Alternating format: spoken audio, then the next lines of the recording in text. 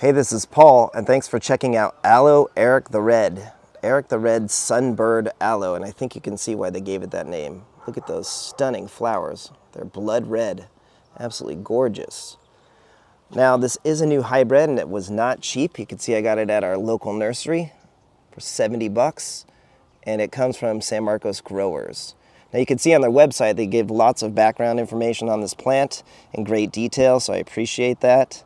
And you can see it actually is from a breeding program of Leo Tham in South Africa, and it's actually a mixture of several aloes. So Aloe Mawai, Marlowithi, I believe, and Arborescens, which is right there. We'll talk about that in a second. And what it resulted in is this really large, beautiful plant. It will get over 6 feet, and the rosettes that you can see here will spread over 2 feet wide. So it gets rather large. And then the leaves are very beautiful. They do have some not too threatening spines. They'll be a bit greenish and white. So nice, beautiful leaves, and it should propagate rather quickly. So my favorite thing about it are obviously these blood red flowers with the yellow stamens. Look at that.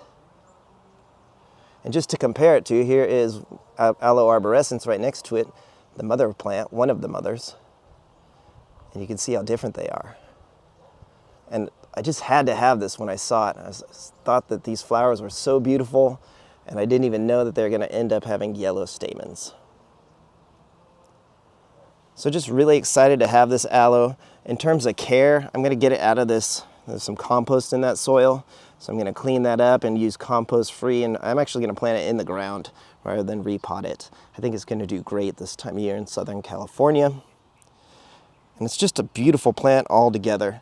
As long as you give it well-draining soil, it should treat you right, and hopefully you can find yourself one of these gorgeous aloes.